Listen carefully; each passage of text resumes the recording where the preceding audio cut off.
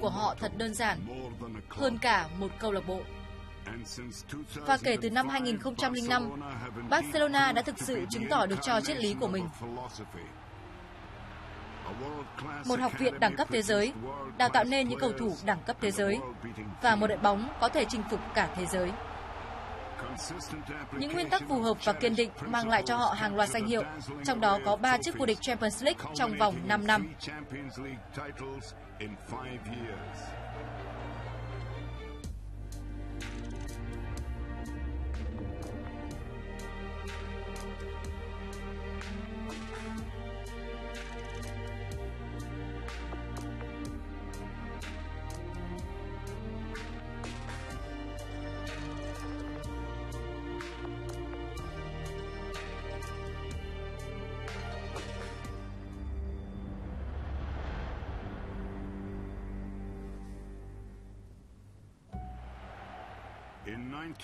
Năm 1992, Barcelona cuối cùng cũng thoát ra khỏi cái bóng của kình địch Real Madrid. Đội bóng đã giành 6 cúp C1 châu Âu trong quá khứ. Dẫn dắt Barcelona đến với thành công là chiến lược gia Hà Lan Johan Cruyff.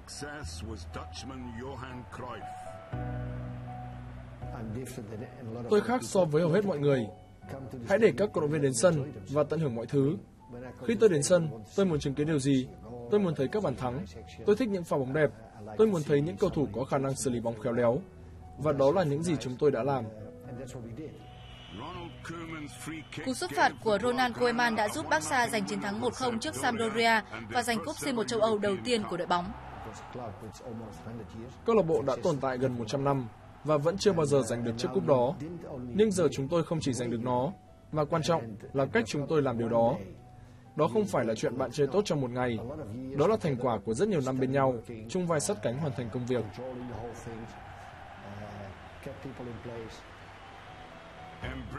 Với triết lý này, Barcelona của Cruyff được coi là Dream Team. Họ đã giành 4 chức vô địch quốc gia Tây Ban Nha liên tiếp kể từ năm 1991.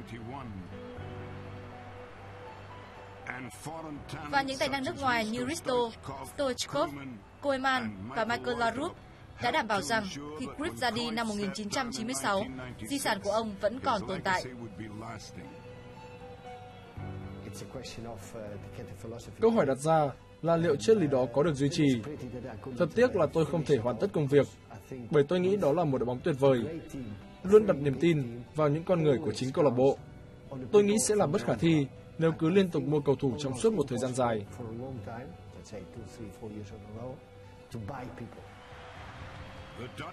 Sự ra đi của huấn luyện viên Hà Lan là điều tiếc nuối. Cho đến năm 2003, câu lạc bộ chỉ có thêm một chiếc cúp C2 vào năm 1997 và 2 lần liên tiếp giành chức vô địch La Liga và cúp nhà vua. Nhưng có một người từng hâm mộ Cruyff khi còn nhỏ đã thắp lại tham vọng vươn tầm. Khi Johan thi đấu cho Barca năm 1973, chúng tôi mới chỉ 10 tuổi. Chúng tôi thường để tóc như thế này, bắt chước cách đi bóng của anh ấy. Anh ấy thực sự đã tạo nên một cuộc cách mạng trong cộng đồng người yêu Barca. 30 năm sau, cậu bé ngày nào đã trúng cử vị trí chủ tịch câu lạc bộ và chiến lược của ông rất rõ ràng. Chúng tôi muốn tạo nên một cuộc cách mạng bóng đá. Chúng tôi muốn khôi phục lại triết lý mà chúng tôi nghĩ là tốt nhất cho Barca.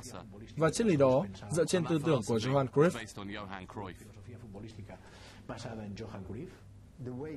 Điều quan trọng là cách bạn giành chiến thắng, cách bạn chơi bóng, cách mọi người nói về bạn. Vấn đề không phải là giành chiến thắng. Sự thích thú khi chứng kiến các trận đấu của Barcelona còn quan trọng hơn việc chỉ giành được chiến thắng.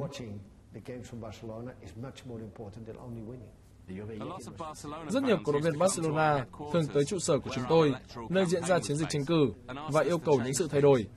Sự thật là chúng tôi đã tạo nên một cuộc cách mạng nhỏ ở Barcelona. Đột nhiên, mọi người coi Laporta là một làn gió mới, bởi ông ấy đã thay đổi mọi thứ và mang tới một khởi đầu mới. Laporta bắt đầu bằng việc thay thế huấn luyện viên Radomir Antic bởi chiến lược gia Hà Lan Frank Rijkaard. Đó là một quyết định gây tranh cãi. Chúng tôi tin rằng ông ấy là một huấn luyện viên lý tưởng. Nhưng một lần nữa, những ý kiến công khai lại hướng tới việc ngăn cản kế hoạch tái thiết của chúng tôi có thể đạt được hiệu quả.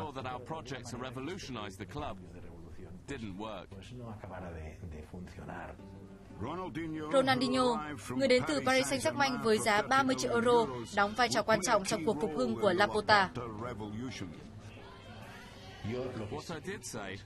Những gì tôi đã nói, đó là chúng tôi sẽ đưa Barca trở thành lá cờ đầu của thế giới bóng đá. Và để điều đó xảy ra, chúng tôi phải chiêu mộ được một trong ba cái tên: David Beckham, Thierry Henry hoặc Ronaldinho. Cuối cùng, chúng tôi có Ronaldinho. Cầu thủ người Brazil nhanh chóng khẳng định mình với người hâm mộ tại Nou Camp và trở thành biểu tượng của Barca mới dưới thời Laporta. Ronaldinho mang lại sự hăng hái mà Barca cần. Chúng tôi cần một biểu tượng như anh ấy để các cổ động viên lại cảm thấy hào hứng.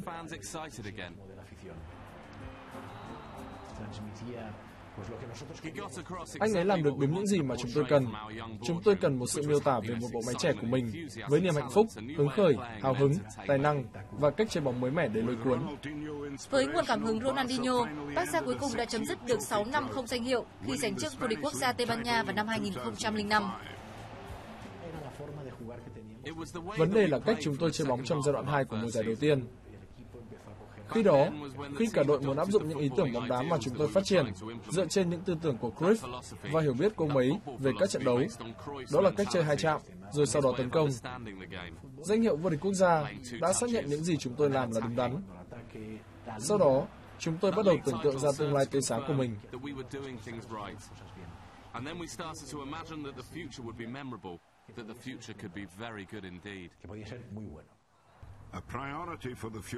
Ưu tiên trong tương lai đó là La Masia, học viện trẻ của câu lạc bộ. Chính sách của Laporta là sự đối lập với triết lý của Real Madrid với Galacticos của họ. Với Barcelona, chính sách này đã mang lại cho họ phần thưởng ngọt ngào. Chúng tôi gọi La Masia là nhà máy của những giấc mơ, với những đứa trẻ muốn được chơi bóng cho đội một. Đầu tư vào học viện sẽ tạo nên những giá trị bóng đá đặc biệt. Đó là sự kết nối và gắn bó của các cầu thủ với câu lạc bộ. Đó là bởi họ đã ở với chúng tôi từ thời thơ ấu, khi họ còn rất nhỏ. Họ chơi cùng một thứ phong cách bóng đá và định hình cho mình lối chơi đúng với triết lý của câu lạc bộ.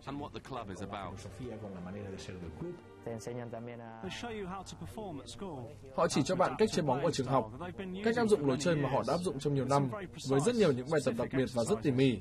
Nhờ thế bạn có thể tiến bộ rất nhanh trong một thời gian ngắn.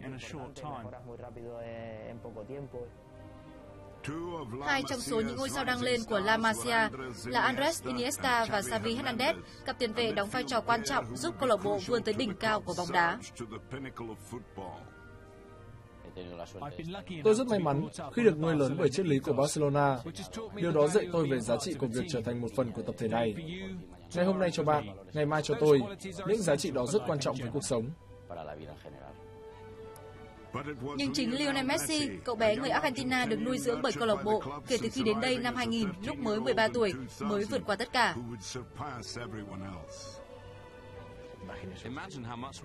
Hãy tưởng tượng, chúng tôi sẽ phải trả bao nhiêu tiền để mua được Messi, Iniesta, Xavi, Puyol, Pique, Busquets hay Pedro. Với những sản phẩm của La Masia đạt tới đỉnh cao, mùa giải sau đó Barca bảo vệ chức vô địch quốc gia với 12 điểm nhiều hơn đội bóng xếp thứ hai Real Madrid.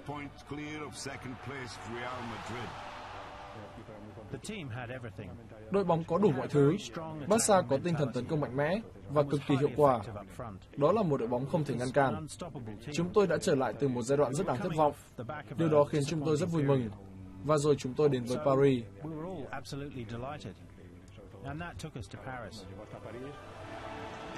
Ở Paris, Barca gặp câu lạc bộ Anh Arsenal trong trận chung kết Champions League.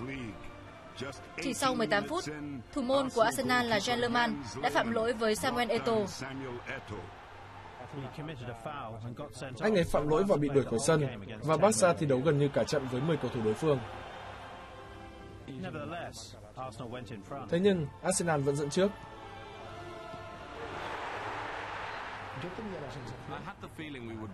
Tôi có cảm giác chúng tôi sẽ thắng, kể cả khi Arsenal dẫn trước 1-0 và trận đấu chỉ còn 15 phút. Eto'o nhận bóng và thực hiện pha trích mũi giày đánh bại thủ môn.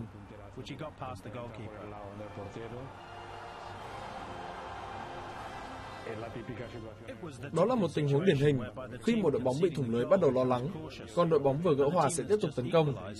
Trong đợt tấn công tiếp theo, Belletti đã may mắn, bóng đập người Almunia và đi vào lưới.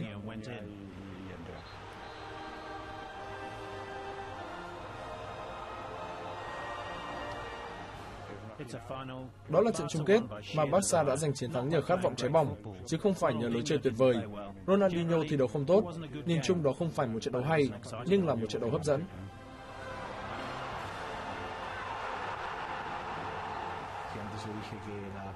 Nếu tôi nói với các bạn rằng danh hiệu vô địch quốc gia đầu tiên đã cho chúng tôi biết mọi chuyện đang diễn ra tốt đẹp, thì chức vô địch Champions League là sự xác nhận cho cả dự án. Chúng tôi đã đi từ tay trắng tới việc giành được chiếc cúp này sau khi phải đưa ra những quyết định khó khăn, tất cả chỉ trong 3 năm. Giành chức vô địch Champions League ở mùa giải thứ 3 của chúng tôi là điều rất quan trọng. Nhưng ở 2 mùa giải sau đó, Real Madrid đã giành 2 chức vô địch La Liga liên tiếp, còn Barcelona không thể giành một danh hiệu nào. Áp lực bắt đầu gia tăng với huấn luyện viên Frank Rijkaard. Frank Rijkaard rất thoải mái. Sự chỉ trích duy nhất mà tôi nghĩ ông ấy phải nhận, đó là ông ấy đã tỏ ra hơi quá thoải mái. Rijkaard nói rằng chỉ còn duy nhất một người có khát vọng là ViE, người đội trưởng. ViE cố gắng làm mọi thứ để giữ trật tự cho phòng thay đồ. Đó là một sự lê lết, một thảm họa.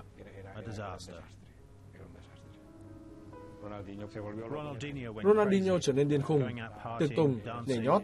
Cậu ấy còn chẳng buồn tập luyện. Họ nói anh ấy ở trong phòng gym, nhưng thực chất anh ấy chỉ đang ngủ ở trong đó.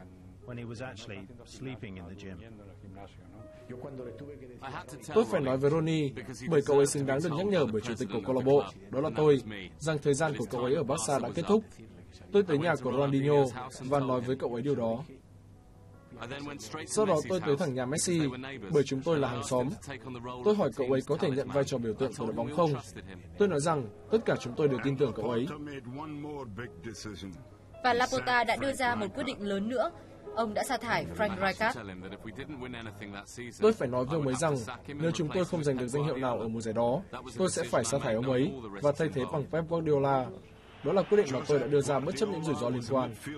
Josep Guardiola là tiền vệ của đội hình Barcelona giành cúp C1 châu Âu năm 1992 dưới thời huấn luyện viên Johan Cruyff và đã giành 11 mùa giải ở đội 1.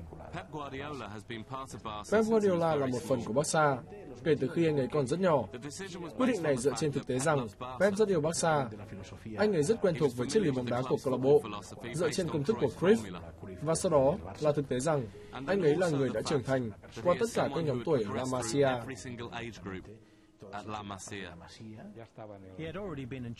Anh ấy vốn đang dẫn dắt đội B, giúp họ thăng hạng lên giải hạng 3.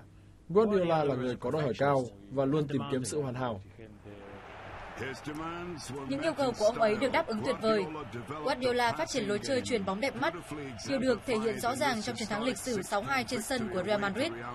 Nó giúp Barca đòi lại danh hiệu vô địch quốc gia từ kình địch của mình trong mùa giải mà họ ghi tới 105 bàn thắng.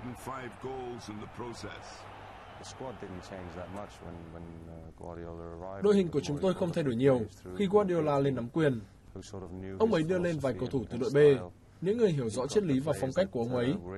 Các cầu thủ trong đội tin rằng con đường và phong cách của ông ấy có thể mang về thành công. Và một tân binh tỏ ra hoàn toàn ấn tượng với điều này. Tôi nghĩ ngay từ khi tôi mới bắt đầu làm việc với Guardiola, tôi đã thấy đội bóng này đã tiếp nhận một phong cách bóng đá Brazil trong cách tập luyện, và Barcelona được ngưỡng mộ trên toàn thế giới. Tôi nghĩ có rất nhiều thứ cùng tổng hợp với nhau, khiến cho mọi người đều ngưỡng mộ Barca.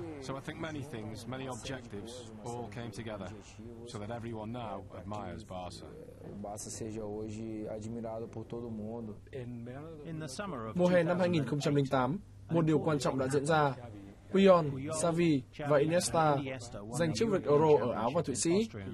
Xavi được bầu chọn là cầu thủ xuất sắc nhất giải đấu sau khi trải qua một năm khó khăn với Barca.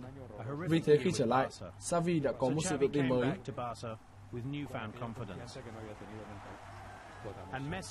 Và Messi đã bắt đầu bùng nổ. Anh ấy đã bắt đầu từ trước, nhưng bởi bối cảnh, bởi chấn thương, anh ấy chưa có sự ổn định. Nhưng sau đó, Messi bắt đầu cất cánh.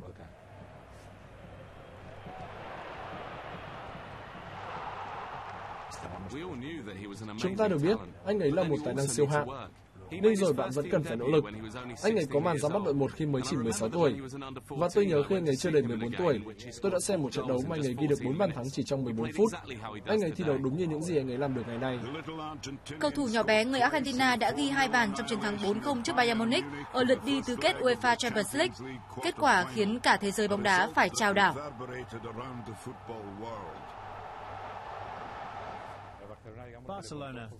Barcelona hoàn toàn áp đảo họ, khiến họ choáng váng.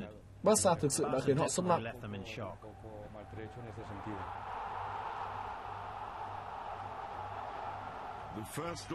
Trận lượt đi bán kết với đội bóng Anh Chelsea kết thúc với tỷ số hòa không bàn thắng và Barcelona sớm bị dẫn trước trong trận lượt về. Barca có thể bị loại tới 25 lần bởi những cơ hội mà Chelsea có được. Trọng tài có thể dễ dàng cho họ được hưởng 2 quả phạt đền. Barca chỉ có thể trụ lại với trận đấu nhờ may mắn. Nhưng trong thời gian bù giờ, Andres Iniesta đã tạo nên bàn thắng sân khách ngoạn mục và quan trọng. Khi Iniesta ghi bàn, Barca được định mệnh gọi tên để vô địch Champions League.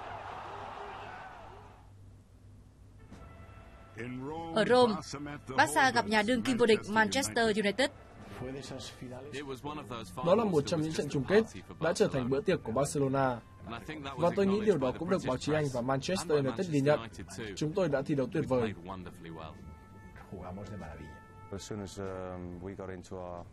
Ngay khi chúng tôi bắt đầu lối chơi chuyền ban của mình, chúng tôi đã áp đảo họ. Chúng tôi dẫn trước 1-0 nhờ bàn thắng của Samuel Eto'o. Và kể từ đó, có cảm giác là được thôi, chúng ta sẽ không để tuột mất lợi thế này. Và khi Messi ghi bàn thắng tuyệt đẹp bằng một cú đánh đầu, nó thật tuyệt diệu.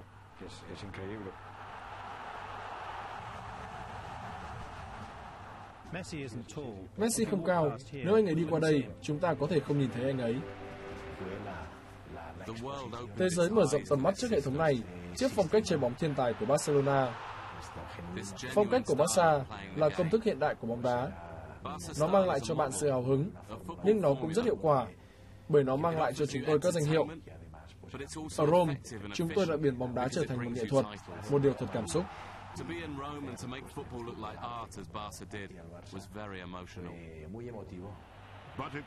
Nhưng với Samuel Eto'o là cảm giác buồn vui lẫn lộn. Anh ghi 152 bàn cho Barca trong 5 mùa giải, nhưng huấn luyện viên Guardiola vẫn gạt anh ra khỏi Nou Camp. Guardiola không thích những cầu thủ cá tính. Ông ấy chỉ thích một phòng thay đồ với những cậu bé ngoan.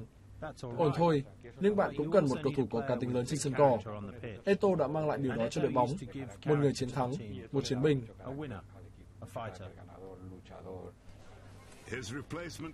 Người thay thế anh là một nhân vật có cá tính tranh cãi khác, tiền đạo người Thụy Điển Zlatan Ibrahimovic. Người dù sao cũng đã giúp Barca tạo nên lịch sử trong năm 2009 khi giành chiến thắng ở cả 6 giải đấu có thể, bao gồm cả siêu cúp châu Âu và cúp vô địch thế giới cấp câu lạc bộ. Chúng tôi có một mùa giải đặc biệt, một mùa giải xứng đáng được ghi vào kỷ lục. Đó là một đội bóng đã giành được tất cả những gì có thể trong một năm. Và không chỉ là những gì chúng tôi giành được, mà là cách chúng tôi làm điều đó, cách đội bóng thi đấu. Đó là một mùa giải hoàn hảo, một mùa giải chỉ có thể bị cân bằng, chứ không thể bị vượt qua. 2010 là một câu chuyện hạn chế hơn. Barcelona chỉ có thể ăn mừng chức vô địch quốc gia và siêu cúp Tây Ban Nha.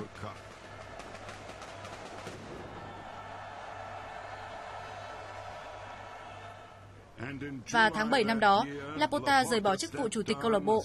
Ông được thay thế bởi một trong những giám đốc của mình, là Sandro Rosell.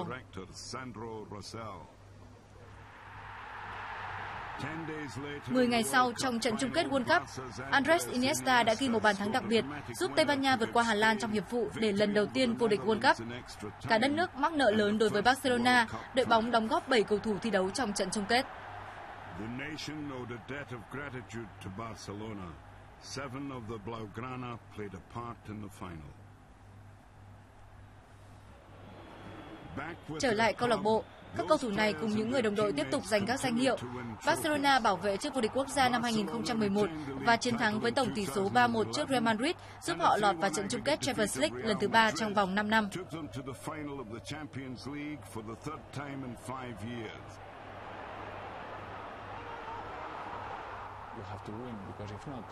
Bạn phải giành chiến thắng, bởi nếu không, mọi người sẽ rất giận dữ. Tôi nghĩ chúng tôi đang được sống trong mơ, bởi tất cả các cầu thủ đã làm một công việc tuyệt vời, và chúng tôi cần phải tiếp tục chơi bóng như vậy. Sân vận động Wembley tổ chức cuộc tái đấu của trận chung kết năm 2009. Một lần nữa, đối thủ là Manchester United.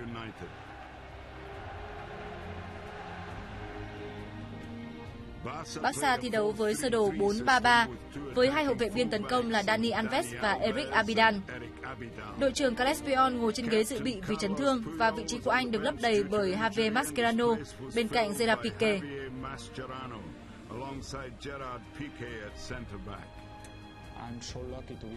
Tôi rất may mắn khi được ở đây và thi đấu với Messi, Iniesta, Xavi.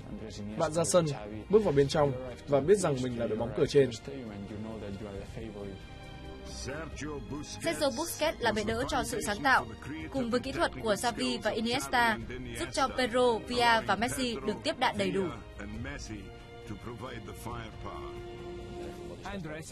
Andres thật phi thường. Tôi là người chuyền bóng và tôi có các đồng đội xung quanh để giúp công việc của mình dễ dàng hơn, tốt hơn. Andres là một trong những người như vậy.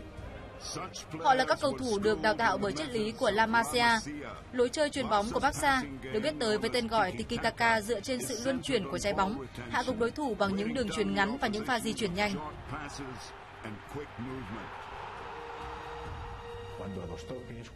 Chơi bóng hai chạm, chơi bóng với tư tưởng tấn công, ép sân từ trên cao, đoạt lại quyền kiểm soát bóng nhanh nhất có thể khi đối thủ có bóng và giữ bóng lâu nhất có thể.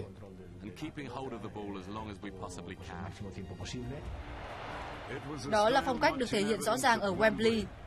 Pedro giúp Barcelona có được lợi thế dẫn trước xứng đáng. Bất cứ vận động viên nào cũng thấy thật tuyệt khi đạt được những mục tiêu mới. Đó là điều khiến bạn cảm thấy tự hào và hạnh phúc, bởi đó là những điều mà bạn sẽ không bao giờ quên. Nó sẽ tồn tại cùng bạn cho tới khi bạn giải nghệ, và bạn có thể kể cho mọi người về điều đó. Rooney gỡ hòa trước giờ nghỉ, nhưng Barcelona vẫn là đội bóng ở đẳng cấp cao hơn.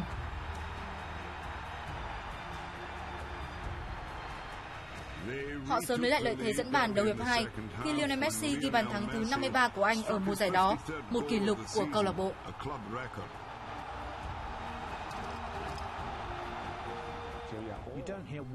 Bạn ít khi nghe thấy từ wow trong một trận bóng đá. Bạn có thể hò reo, huýt gió, la hét, nhưng bạn chả bao giờ thốt lên wow đầy ngưỡng mộ trong một trận bóng đá. Thế mà tôi đã nghe thấy điều đó vài lần trong buổi tối ở Wembley. 15 phút sau, lại là một khoảnh khắc như vậy.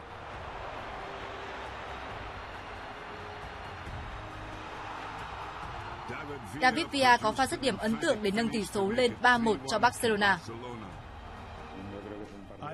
Tôi nghĩ đó là trận đấu có thể được ghi lại cho mọi người thấy nếu họ muốn học cách chơi bóng trước một đội bóng lớn. Bởi Manchester United là một câu lạc bộ lớn, họ đã làm tất cả, nhưng họ không tài nào lấy được bóng của Barcelona.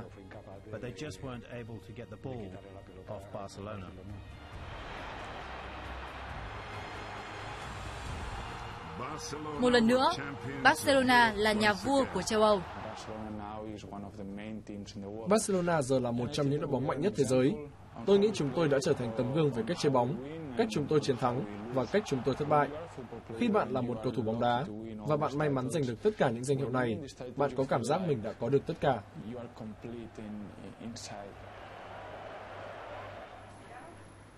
Tháng 4 năm 2012, Guardiola tuyên bố ông sẽ chia tay câu lạc bộ vào cuối mùa giải. 4 năm tận tâm làm huấn luyện viên của Barcelona, hoàn toàn tận tâm.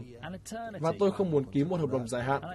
Một hợp đồng sẽ khiến tôi không thể đưa ra các quyết định của chính mình.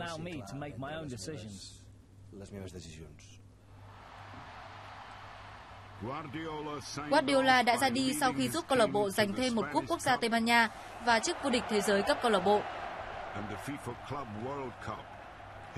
Người thay thế ông theo đúng chính sách của La Masia là trợ lý Tito Villanova, người giúp câu lạc bộ đòi lại danh hiệu La Liga năm 2013. Trong vòng 8 năm, từ tháng 5 năm 2005 cho tới tháng 5 năm 2013, Barcelona đã giành tới 20 danh hiệu, trong đó có 3 chức vô địch Champions League, 6 La Liga và 2 FIFA Club World Cup.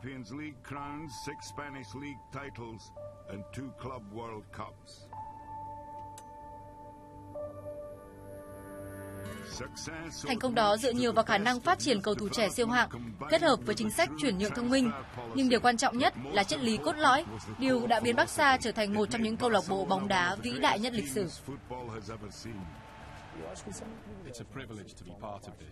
Tôi nghĩ thật vinh hạnh khi được làm một phần của điều đó, của lịch sử này và những chiến thắng này. Nếu giờ chúng tôi dừng lại và đếm lại những gì chúng tôi đã đạt được, thì đó sẽ là một sai lầm lớn. Chúng tôi phải tiếp tục con đường của mình để giành được nhiều điều hơn nữa. Cho đến cùng, mục tiêu của Barcelona là giành chiến thắng. Nhưng không chỉ là chiến thắng, mà còn phải chơi tốt và cố gắng giúp các cổ động viên tự hào về đội bóng.